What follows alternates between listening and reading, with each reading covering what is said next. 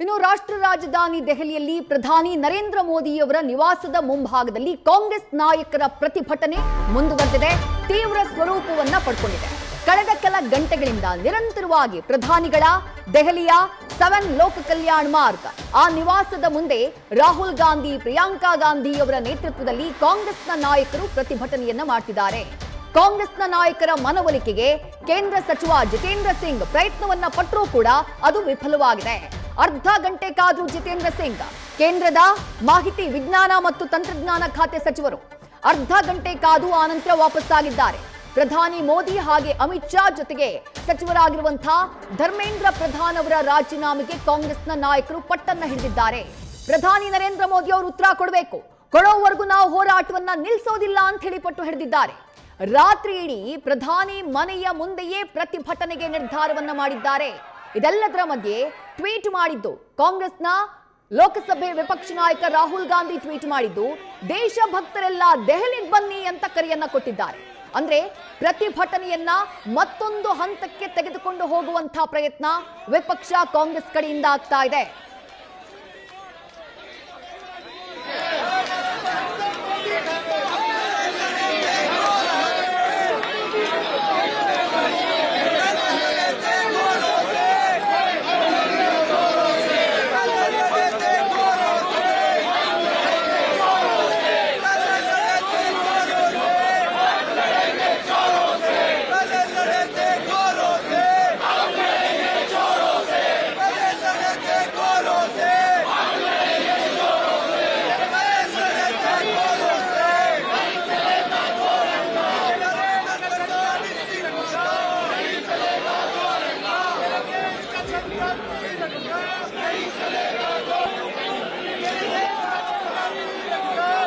ಅಹೋರಾತ್ರಿ ಪ್ರತಿಭಟನೆಗೆ ಕಾಂಗ್ರೆಸ್ನ ನಾಯಕರು ತೀರ್ಮಾನವನ್ನ ಮಾಡಿದ್ದಾರೆ. ಕರ್ನಾಟಕದ ಹಲವು ನಾಯಕರು ಕೂಡ ಅಲ್ಲಿದ್ದಾರೆ. ಸಿಎಂ ಡಿಕೆ ಶಿವಕುಮಾರ್ ಅವರು ಕೂಡ ಆಗಲೇ ಪ್ರತಿಭಟನೆಯಲ್ಲಿ ಭಾಗಿಯಾಗಿದ್ರು.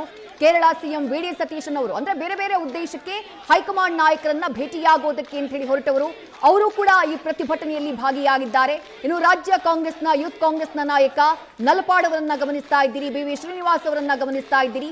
ಜೊತೆಗೆ ಹೈಕಮಾಂಡ್ನ ನಾಯಕರು ಕೆ.ಸಿ. ವೇಣುಗೋಪಾಲ್ ಅವರು, ಪವನ್ ಖೇರಾ ಅವರು, ಜೊತೆಗೆ ರಾಹುಲ್ ಗಾಂಧಿ, ಪ್ರಿಯಾಂಕಾ ಗಾಂಧಿ ಎಲ್ಲ ನಾಯಕರು ಕೂಡ ಭಾಗಿಯಾಗಿದ್ದಾರೆ ಹೋರಾಟದಲ್ಲಿ. ಹೋರಾಟ ನಡೀತಾ ಇರೋದು ಪ್ರಧಾನಿಗಳ ಮನೆಯ ಮುಂಭಾಗದಲ್ಲಿ, 7 ಲೋಕ ಕಲ್ಯಾಣ ಮಾರ್ಗ ಅದರ ಮುಂಭಾಗದಲ್ಲಿ ಕಳೆದ ಕೆಲ ಗಂಟೆಗಳಿಂದ ಪ್ರತಿಭಟನೆ ನಡೀತಾ ಇದೆ. ಆಕ್ರೋಶವನ್ನ ವ್ಯಕ್ತಪಡಿಸಲಾಗ್ತಾ ಇದೆ. ಇದರ ಮಧ್ಯೆ ಕಳೆದ ಕೆಲ 30-40 ನಿಮಿಷಗಳ ಹಿಂದೆ ವಿಪಕ್ಷ ನಾಯಕ ರಾಹುಲ್ ಗಾಂಧಿ ಒಂದು ಟ್ವೀಟ್ ಅನ್ನ ಕೂಡ ಮಾಡಿದ್ದಾರೆ. ವಿದ್ಯಾರ್ಥಿಗಳ ಮೇಲಿನ ದಾಳಿ ಅಂದ್ರೆ ಪ್ರತಿಯೊಬ್ಬ ಭಾರತೀಯ ಕುಟುಂಬದ ಮೇಲಿನ ದಾಳಿ ಇದ್ದ ಹಾಗೆ, ಪ್ರಧಾನಿ ಮೋದಿ ಯಾವುದೇ ಉತ್ತರವನ್ನ ನೀಡದೆ, ಯಾವುದೇ ಪರಿಣಾಮವನ್ನ ಎದುರಿಸದೆ ತಪ್ಪಿಸಿಕೊಳ್ಳಬಹುದು ಅಂತ ಭಾವಿಸಿದ್ದಾರೆ. ಆದ್ರೆ ಅದು ಸಾಧ್ಯ ಇಲ್ಲ. ಈ ಬಾರಿ ಖಂಡಿತವಾಗ್ಲೂ ಸಾಧ್ಯ ಇಲ್ಲ. ವಿದ್ಯಾರ್ಥಿಗಳಿಗೆ ನ್ಯಾಯ ಸಿಗಬೇಕು ಅಂತ ಹೇಳಿ ನಂಬುವಂತಹ ಪ್ರತಿಯೊಬ್ಬ ದೇಶಭಕ್ತ ಭಾರತೀಯನಿಗೆ ನಾನು ಮನವಿ ಮಾಡ್ತೀನಿ, ಪ್ರಧಾನಿ ನಿವಾಸದ ಎದುರು ನಡೀತಾ ಇರುವಂತಹ ನಮ್ಮ ಧರಣಿಯಲ್ಲಿ ಭಾಗಿಯಾಗಿ ಭಾರತದ ವಿದ್ಯಾರ್ಥಿಗಳ ಧ್ವನಿಯನ್ನ ಯಾರೂ ನಿರ್ಲಕ್ಷಿಸೋಕೆ ಸಾಧ್ಯವಿಲ್ಲ ಅಂತ ಹೇಳಿ ರಾಹುಲ್ ಗಾಂಧಿ ಕರೆಯನ್ನ ಕೊಟ್ಟಿದ್ದಾರೆ. ಅಂದ್ರೆ ಹೋರಾಟವನ್ನ ಮತ್ತೊಂದು ಹಂತಕ್ಕೆ ತೆಗೆದುಕೊಂಡು ಹೋಗುವಂತಹ ಪ್ರಯತ್ನವನ್ನ ವಿಪಕ್ಷ ಕಾಂಗ್ರೆಸ್ ಮಾಡ್ತಾ ಇದೆ. ಪ್ರಧಾನಿ ನರೇಂದ್ರ ಮೋದಿಯವರ ನಿವಾಸದ ಮುಂದೆಯೇ ನೇರವಾಗಿ ಪ್ರತಿಭಟನೆಯನ್ನ ಮಾಡುವ ಮೂಲಕ. ಕೆಲವೇ ಕ್ಷಣಗಳ ಹಿಂದೆ ಕೇಂದ್ರದ ತಂತ್ರಜ್ಞಾನ, ಮಾಹಿತಿ ಮತ್ತು ತಂತ್ರಜ್ಞಾನ ಇಲಾಖೆಯ ಸಚಿವ ಜಿತೇಂದ್ರ ಸಿಂಗ್ ಸ್ಥಳಕ್ಕೆ ಭೇಟಿಯನ್ನ ಕೊಟ್ಟರು. ರಾಹುಲ್ ಗಾಂಧಿ ಅವರ ಮನವೊಲಿಸುವಂತಹ ಪ್ರಯತ್ನವನ್ನ ಮಾಡಿದ್ರು. ಆದ್ರೆ ರಾಹುಲ್ ಗಾಂಧಿ ಅವರು ಈ ಸಲ ಯಾವುದೇ ಕಾರಣಕ್ಕೂ ನಾವು ಹಿಂದೆ ಸರಿಯೋದಿಲ್ಲ ಅನ್ನುವಂಥ ಮಾತನ್ನ ಹೇಳಿದ್ರಂತೆ. ಹಾಗಾಗಿ ಅರ್ಧ ಗಂಟೆಗಳ ಕಾಲ ಕಾದಂಥ ಕೇಂದ್ರದ ವಿಜ್ಞಾನ ಮತ್ತು ತಂತ್ರಜ್ಞಾನ ಖಾತೆ ಸಚಿವ ಜಿತೇಂದ್ರ ಸಿಂಗ್ ಅಲ್ಲಿಂದ ವಾಪಸ್ಸಾಗಿದ್ದಾರೆ.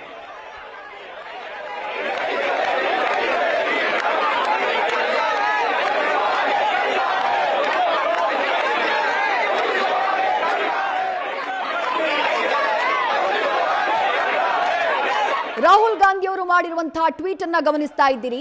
ವಿದ್ಯಾರ್ಥಿಗಳ ಮೇಲಿನ ದಾಳಿ ಅಂದ್ರೆ ಅದು ಪ್ರತಿಯೊಂದು ಭಾರತದ ಪ್ರತಿಯೊಂದು ಕುಟುಂಬದ ಮೇಲಿನ ದಾಳಿ ಇದ್ದ ಹಾಗೆ.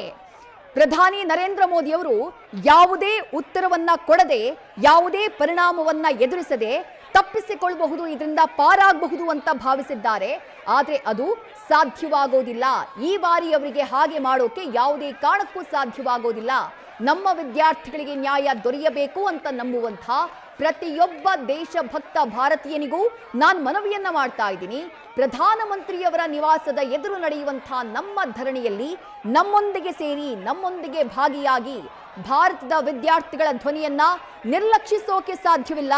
ವಿದ್ಯಾರ್ಥಿಗಳ ಮೇಲಿನ ದಾಳಿ ಏನಿದೆ, ವಿದ್ಯಾರ್ಥಿಗಳ ಮೇಲಿನ ದಾಳಿ ಅಂದ್ರೆ ಅದು ಭಾರತದ ಪ್ರತಿಯೊಂದು ಕುಟುಂಬದ ಮೇಲಿನ ದಾಳಿ ಅಂತ ಹೇಳಿ ಲೋಕಸಭೆ ವಿಪಕ್ಷ ನಾಯಕ ರಾಹುಲ್ ಗಾಂಧಿ ಟ್ವೀಟ್ ಅನ್ನ ಮಾಡಿ, ಕೆಲವೇ ನಿಮಿಷಗಳ ಹಿಂದೆ ಟ್ವೀಟ್ ಅನ್ನ ಮಾಡಿ ಪ್ರತಿಭಟನೆಯಲ್ಲಿ ಕೈ ಜೋಡಿಸೋಕೆ ಕರೆಯನ್ನ ಕೊಟ್ಟಿದ್ದಾರೆ. ನಿನ್ನೆ ಕಾಕ್ರೋಚ್ ಜನತಾ ಪಾರ್ಟಿಯ ನೇತೃತ್ವದಲ್ಲಿ ವಿವಿಧ ವಿದ್ಯಾರ್ಥಿ ಸಂಘಟನೆಗಳು ಪ್ರತಿಭಟನೆಯನ್ನ ಮಾಡಿದ್ವು. ಲಾಠಿ ಚಾರ್ಜ್ ಆಯಿತು.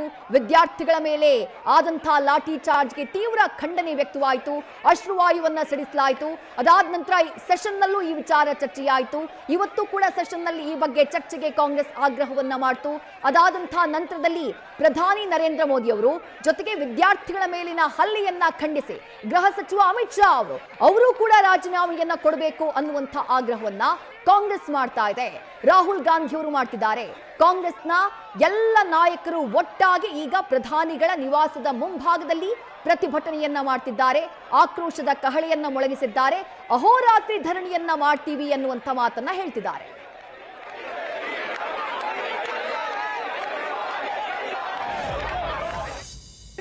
Jairam sir, How are you?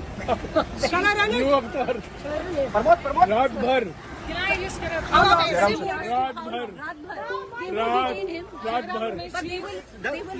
रात भर सर कब तक रहेंगे राहुल गांधी? प्रधानमंत्री चुप्पी तोड़े। सर आपको लगता है कि उनको प्रधानमंत्री चुप्पी तोड़े। हटाने की कोशिश की जा रही है? प्रधानमंत्री चुप्पी तोड़े।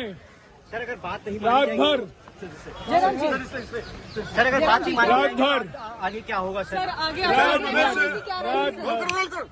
सर अब प्रधानमंत्री चुप्पी तोड़े। सर क्या अब आप प्रधानमंत्री चुप्पी तोड़े। गृह मंत्री बयान दे, प्रधानमंत्री चुप्पी तोड़े। सर कब तक प्रोटेस्ट चलेगा? रात भर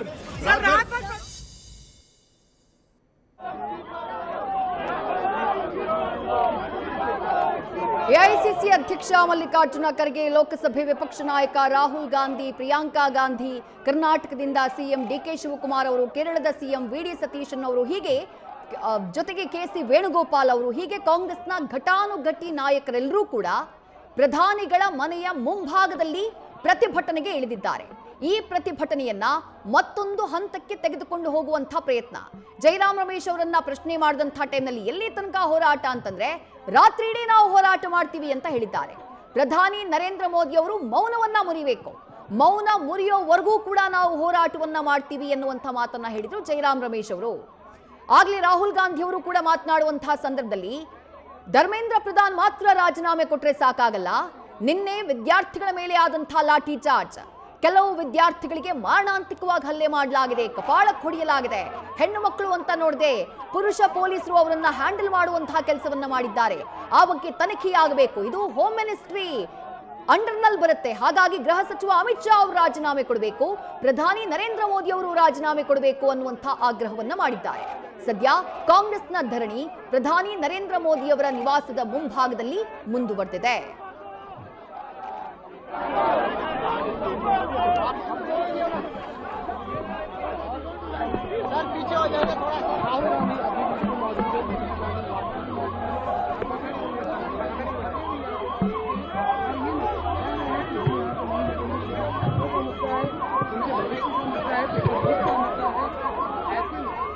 ಕೇಂದ್ರ ಸರ್ಕಾರದ ಮುಂದೆ ಕಾಂಗ್ರೆಸ್ ಇಟ್ಟಿರುವಂತಹ 6 ಬೇಡಿಕೆಗಳು ಏನೇನು?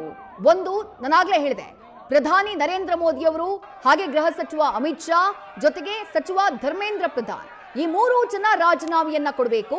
ಒಂದು, ನೀಟ್ ಪ್ರಶ್ನೆ ಪತ್ರಿಕೆ ಸೋರಿಕೆಗೆ ಸಂಬಂಧಪಟ್ಟ ಹಾಗೆ, ಮತ್ತೊಂದು ನಿನ್ನೆ ಪ್ರತಿಭಟನಾ ನಿರತ ವಿದ್ಯಾರ್ಥಿಗಳನ್ನ ಹ್ಯಾಂಡಲ್ ಮಾಡಿದಂತಹ ರೀತಿ, ಅವ್ರ ಮೇಲೆ ಮಾಡಿದಂತಹ ದಾಳಿ, ಅವ್ರ ಮೇಲಾದಂತಹ ಲಾಠಿ ಚಾರ್ಜ್, ಅದಕ್ಕೆ ಸಂಬಂಧಪಟ್ಟ ಹಾಗೆ ರಾಜೀನಾಮೆಯನ್ನ ನೀಡಬೇಕು ಅನ್ನುವಂತಹ ಆಗ್ರಹವನ್ನ ಮಾಡಿದೆ ಕಾಂಗ್ರೆಸ್.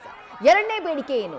ನೀಟ್ ಅಕ್ರಮಕ್ಕೆ ಸಂಬಂಧಪಟ್ಟ ಹಾಗೆ ಸಮಗ್ರವಾಗಿ ಮರುಪರಿಶೀಲನೆಯಾಗಬೇಕು. ಅಕ್ರಮ ಹೇಗಾಯ್ತು, ಯಾರು ದುಡ್ಡು ಕೊಟ್ರು, ದುಡ್ಡು ಕೊಡೋದಕ್ಕೆ ಪೇಪರ್ ಕೊಡ್ತೀವಿ ಅಂತ ಹೇಳಿದವರು ಯಾರು, ಯಾವ ದೊಡ್ಡ ದೊಡ್ಡ ಕೈಗಳಿದ್ರಲ್ಲಿ ಇನ್ವಾಲ್ವ್ ಆಗಿದ್ದಾವೆ, ಅದೆಲ್ಲವೂ ಕೂಡ ಹೊರಗಡೆ ಬರಬೇಕು, ಸಮಗ್ರವಾದಂತಹ ತನಿಖೆ ಆಗಬೇಕು ಅನ್ನುವಂತಹ ಆಗ್ರಹವನ್ನು ಮಾಡಲಾಗಿದೆ. ಮೂರನೇ ಬೇಡಿಕೆ ಏನು? ಸಂಸತ್ನಲ್ಲಿ ನೀಟ್ ಅಕ್ರಮಕ್ಕೆ ಸಂಬಂಧಪಟ್ಟ ಹಾಗೆ ವಿಸ್ತೃತವಾದಂತಹ ಚರ್ಚೆಗೆ, ಅವಕಾಶವನ್ನ ಕಲ್ಪಿಸಬೇಕು, ವಿಪಕ್ಷಗಳು ಮಾತನಾಡೋದಕ್ಕೆ ಅವಕಾಶವನ್ನ ಕಲ್ಪಿಸಬೇಕು ಅನ್ನುವಂಥ ಬೇಡಿಕೆಯನ್ನ ಇಡಲಾಗಿದೆ. 4ನೇ ಬೇಡಿಕೆ ಏನು?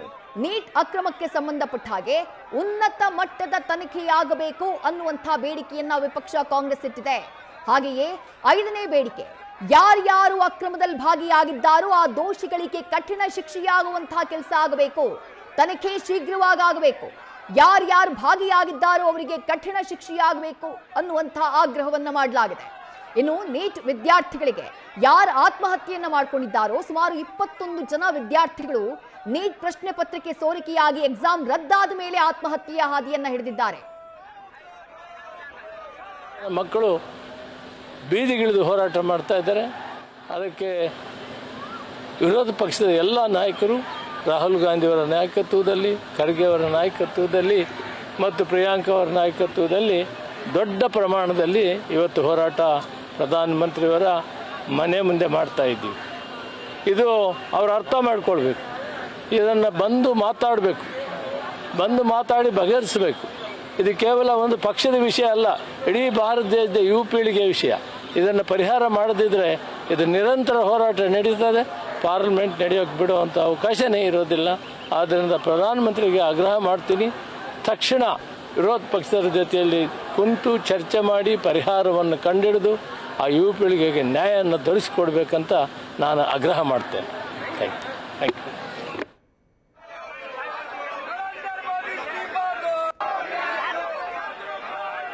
ಪ್ರಧಾನಿಗಳ ನಿವಾಸದ ಮುಂಭಾಗದಲ್ಲಿ ಪ್ರತಿಭಟನೆ ತೀವ್ರ ಸ್ವರೂಪವನ್ನ ಪಡ್ಕೊಂಡಿದೆ.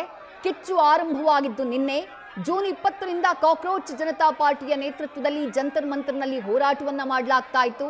ಅದಾದ ನಂತರ ಜೂನ್ 28ನೇ ತಾರೀಕಿನಿಂದ ಸೋನಂ ವಾಂಗ್ಚುಕ್ ಅವರು ಆಮರಣಾಂತ ಉಪವಾಸ ಸತ್ಯಾಗ್ರಹವನ್ನ ಆರಂಭ ಮಾಡಿದ್ರು. 20 ದಿನಗಳು ಕಳೀತಾ ಇದ್ದ ಹಾಗೆ ಸೋನಂ ವಾಂಗ್ಚುಕ್ ಅವರ ಆರೋಗ್ಯ ಹದಗೆಡ್ತಾ ಇದ್ದ ಹಾಗೆ ಹೈಕೋರ್ಟ್ನ ನಿರ್ದೇಶನದ ಮೇರೆಗೆ ಅವರನ್ನ ಒತ್ತಾಯಪೂರ್ವಕವಾಗಿ ಆಸ್ಪತ್ರೆಗೆ ದಾಖಲು ಮಾಡುವಂತಹ ಕೆಲಸ ಆಗುತ್ತೆ. ಅದಾದಂತಹ ನಂತರದಲ್ಲಿ ನಿನ್ನೆ ಬಹಳ ದೊಡ್ಡ ಸಂಖ್ಯೆಯಲ್ಲಿ ವಿದ್ಯಾರ್ಥಿ ಸಂಘಟನೆಗಳೆಲ್ಲ ಒಟ್ಟಾಗಿ ಸಂಸತ್ಗೆ ಮುತ್ತಿಗೆ ಹಾಕೋದಕ್ಕೆ ಮುಂದಾಗ್ತಾರೆ. ಆ ಸಂದರ್ಭದಲ್ಲಿ ದೊಡ್ಡ ಮಟ್ಟದಲ್ಲಿ ವಾಗ್ವಾದ, ಮಾತಿನ ಚಕಮಕಿ ನಡೆದು ಹೋಗುತ್ತೆ, ಲಾಠಿ ಚಾರ್ಜ್ ಆಗುತ್ತೆ ವಿದ್ಯಾರ್ಥಿಗಳ ಮೇಲೆ. ಸುಮಾರು 50ಕ್ಕೂ ಹೆಚ್ಚು ಪೊಲೀಸರು ಕೂಡ ವಿದ್ಯಾರ್ಥಿಗಳು ಮಾಡಿದಂತಹ, ಪ್ರತಿಭಟನಾ ನಿರತರು ಮಾಡಿದಂತಹ ಕಲ್ಲು ತೂರಾಟ ದಾಳಿಯಲ್ಲಿ ಗಾಯಗೊಳ್ತಾರೆ.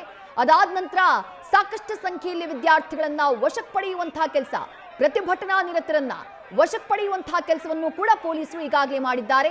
3 FIRಗಳು ಕೂಡ ಪ್ರಕರಣಕ್ಕೆ ಸಂಬಂಧಪಟ್ಟ ಹಾಗೆ ದಾಖಲಾಗಿದ್ದಾವೆ. ಇದೆಲ್ಲದರ ಮಧ್ಯೆ ಸೆಷನ್ನಲ್ಲಿ ಈ ವಿಚಾರವಾಗಿ ನಿನ್ನೆ ಪ್ರಸ್ತಾಪ ಆಗುತ್ತೆ. ಅದಾದ ನಂತರ ಸೆಷನ್ 2-3 ಬಾರಿ ಮುಂದೂಡಿಕೆ ಆಗ್ಬಿಡುತ್ತೆ. ಇವತ್ತು ಕೂಡ ಕಲಾಪದಲ್ಲಿ ಈ ಚರ್ಚೆ ಆರಂಭವಾಗುತ್ತೆ. ಅದಾದ ನಂತರ ಕಾಂಗ್ರೆಸ್ ಪ್ರತಿಭಟನೆಯ ಹಾದಿಯನ್ನ ಹಿಡಿದಿದ್ದು ನೇರವಾಗಿ ಪ್ರಧಾನಿಗಳ ನಿವಾಸ 7 ಲೋಕ ಕಲ್ಯಾಣ ಮಾರ್ಗ ಅದರ ಮುಂಭಾಗದಲ್ಲಿ ಬಂದು ಕೂತ್ಬಿಟ್ಟಿದ್ದಾರೆ ವಿಪಕ್ಷದ ನಾಯಕರು, ಕಾಂಗ್ರೆಸ್ನ ಘಟಾನುಘಟಿ ನಾಯಕರು ಹಾಗೆ ಕಾರ್ಯಕರ್ತರು ಬಹಳ ದೊಡ್ಡ ಸಂಖ್ಯೆಯಲ್ಲಿ ಪ್ರಧಾನಿಗಳ ನಿವಾಸದ ಮುಂಭಾಗದಲ್ಲಿ ಬಂದು ಸೇರಿದ್ದಾರೆ. ಅಹೋರಾತ್ರಿ ಧರಣಿಯನ್ನ ಮಾಡ್ತೀವಿ ನಾವು ಅಂತ ಹೇಳ್ತಿದ್ದಾರೆ. ಅವರ ಬೇಡಿಕೆ ಇರೋದು ಪ್ರಧಾನಿ ನರೇಂದ್ರ ಮೋದಿ ಅವರು ಈ ವಿಚಾರವಾಗಿ ಮೌನವನ್ನ ಮುರಿಬೇಕು, ಪ್ರಧಾನಿ ನರೇಂದ್ರ ಮೋದಿ ಅವರು ಮಾತನಾಡಬೇಕು, ಧರ್ಮೇಂದ್ರ ಪ್ರಧಾನ್ ರಾಜೀನಾಮೆಯನ್ನ ಕೊಡಬೇಕು, ಸಂಸತ್ನಲ್ಲಿ ಗೃಹ ಸಚಿವರು ಈ ವಿಚಾರಕ್ಕೆ ಸಂಬಂಧಪಟ್ಟ ಹಾಗೆ ಹೇಳಿಕೆಯನ್ನ ಕೊಡಬೇಕು, ಸಂಸತ್ನಲ್ಲಿ ನೀಟ್ ಮಾಫಿಯಾಗೆ ಸಂಬಂಧಪಟ್ಟ ಹಾಗೆ ವಿಸ್ತೃತವಾದಂತಹ ಚರ್ಚೆಯಾಗಬೇಕು, ವಿದ್ಯಾರ್ಥಿಗಳ ಸಮಸ್ಯೆಯನ್ನ ಆಲಿಸುವಂತಹ ಕೆಲಸವನ್ನ ಸರ್ಕಾರ ಮಾಡಬೇಕು. ಜೊತೆಗೆ ನಿನ್ನೆ ಧರಣಿಯ ಸಂದರ್ಭದಲ್ಲಿ ಆದಂತಹ ಹಿಂಸಾಚಾರ ಇದೆಯಲ್ಲ, ವಿದ್ಯಾರ್ಥಿಗಳ ಮೇಲೆ ಆದಂತಹ ಹಲ್ಲೆ, ಲಾಠಿ ಚಾರ್ಜ್, ಅದಕ್ಕೆ ಸಂಬಂಧಪಟ್ಟ ಹಾಗೆ ಸಂಪೂರ್ಣವಾದಂತಹ ತನಿಖೆಯಾಗಬೇಕು ಅನ್ನುವಂತಹ ಆಗ್ರಹವನ್ನ ಕಾಂಗ್ರೆಸ್ ಕೇಂದ್ರ ಸರ್ಕಾರದ ಮುಂದಿಟ್ಟು ಪ್ರತಿಭಟನೆಯನ್ನ ಮಾಡ್ತಾ ಇದೆ. ಕೇಂದ್ರದ ತಂತ್ರಜ್ಞಾನ, ವಿಜ್ಞಾನ ಹಾಗೆ ಮಾಹಿತಿ ತಂತ್ರಜ್ಞಾನ ಸಚಿವ ಜಿತೇಂದ್ರ ಸಿಂಗ್ ಅವರು ಆಗಲೇ ಸ್ಥಳಕ್ಕಾಗಮಿಸಿದ್ರು. ಅರ್ಧ ಗಂಟೆಗಳ ಕಾಲ ರಾಹುಲ್ ಗಾಂಧಿ ಅವರ ಮನವೊಲಿಸುವಂತಹ ಪ್ರಯತ್ನವನ್ನ ಮಾಡಿದ್ರು. ಇದು ಹೈ ರಿಸ್ಕ್ ಏರಿಯಾ, ಪ್ರಧಾನಿಗಳ ನಿವಾಸ, ಪ್ರಧಾನಿಗಳ ನಿವಾಸದ ಮುಂಭಾಗದಲ್ಲಿ ಈ ರೀತಿ ಪ್ರತಿಭಟನೆಯನ್ನ ಮಾಡೋದು ಅದು ಭದ್ರತೆಗೆ ಧಕ್ಕೆಯನ್ನ ಮಾಡಿದ ಹಾಗೆ, ಹಾಗಾಗಿ ದಯವಿಟ್ಟು ಪ್ರತಿಭಟನೆಯನ್ನ ಕೈಬಿಡಿ ಅಂತ ಹೇಳಿ ಜಿತೇಂದ್ರ ಸಿಂಗ್ ಅವರು ಮನವಿಯನ್ನ ಮಾಡ್ಕೊಳ್ತಾರೆ. ಆದ್ರೆ ರಾಹುಲ್ ಗಾಂಧಿ ಅವರು ನಾಟ್ ದಿಸ್ ಟೈಮ್ ಅಂತ ಹೇಳ್ತಾರಂತೆ. ಈ ಸಲ ಯಾವುದೇ ಕಾರಣಕ್ಕೂ ನಾವು ಹಿಂದಕ್ಕೆ ಸರಿಯುವುದಿಲ್ಲ ಅಂತಾರೆ. ಹಾಗಾಗಿ ಅರ್ಧ ಗಂಟೆಗಳ ಕಾಲ ಸ್ಥಳದಲ್ಲೇ ಇದ್ದಂತಹ ಕೇಂದ್ರ ಸಚಿವ ಜಿತೇಂದ್ರ ಸಿಂಗ್ ಅಲ್ಲಿಂದ ತೆರಳಿದ್ದಾರೆ. ವಿಪಕ್ಷದ ಹೋರಾಟ ಕಂಟಿನ್ಯೂ ಆಗಿದೆ.